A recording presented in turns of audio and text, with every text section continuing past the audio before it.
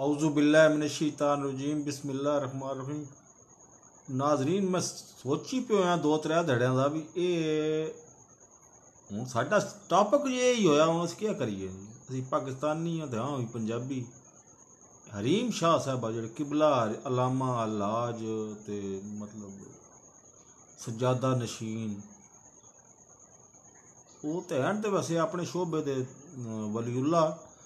बहरहाल ये गद्दी जी ने जी ये असूल ने कुछ कि 14 साल की उम्र तो काम शुरू होंदा जी ते हद 22-23 हद 25 ये तो हुण हरीम शाह साहब तो मेरा ख्याल टप्पे बैठे ने जी। मुर्शद पीरो मुर्शद होए ने साडे जी टप्पी जी 23 भी हुण उन्हें दावा किया कि मेरी किधरे ना उदो शादी हो गई है सिंध के किसी MP नाल। बहरहाल उन्होंने रिटायरमेंट तो बाद उन्होंने ज़्यादा नशीन कौन सी वो दो है हूँ फेसबुक तो दो चीज़ा मिलियां पता नहीं दोवां के पिछे हो सकता है कोई 80 साल का बाबा है। एक तो है अफशा अफरीदी। अफशा अफरीदी तुसी जाके सर्च करके वेख लो उर्दू च नाम लिखो है अफशा अफरीदी ग्रुप। लेकिन वो अफशा अफरीदी जी वो उतो मैं यूट्यूब तो वेखी तो वो तो बेचारी कोई माजूर है तो माजूर की उस NGO बनाई हुई तो वो कुछ हो रही है। होर एक दूजा नाम भी मेरे जहन चाहता पिया तुसी दसो कि वो ना ठीक है। वो सर्च कर सो ना इत्थे फेसबुक ते ढूंढ सो जाके गुलपारा ओदा भी एक ग्रुप है वेखो तो वो भी ज़्यादा नशीन लगती है जी।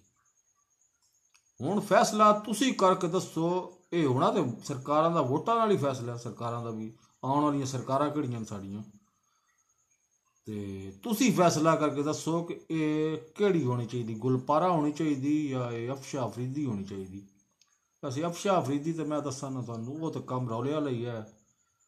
वो या तो किसी यूट्यूब ते अकाउंट एवं मुंजे बनाया हुआ किसी माजूर औरत ते या फिर इधर बनाया हुआ इत्थे फेसबुक ते किसी बाबे बनाया हुआ अकाउंट ते ये जी ना गुलपारा गुलपारा का पता करो कि असली है ना तो वाकई ये ज़्यादा नशीन बनती है ये ठीक है। एक 10-1 साल ना ये भी अपने ना मतलब मुर्शद रह सकते 10-1 साल। बहरहाल वेख लो जी हूँ जी मतलब हूँ असी ज़्यादा नशीन तो कोई ना कोई मुकर्रर करना है ना चाहे हरीम शाह साहब मतलब अरूज से भी हो तो उन्होंने कोई सैकेंड इन लाइन तो होना चाहिए ना जी बंदा। ठीक है जी तुम वेखो मेरे चैनल को सबसक्राइब करो तो मेरी वीडियो लाइक भी करो तो कमेंट भी करो।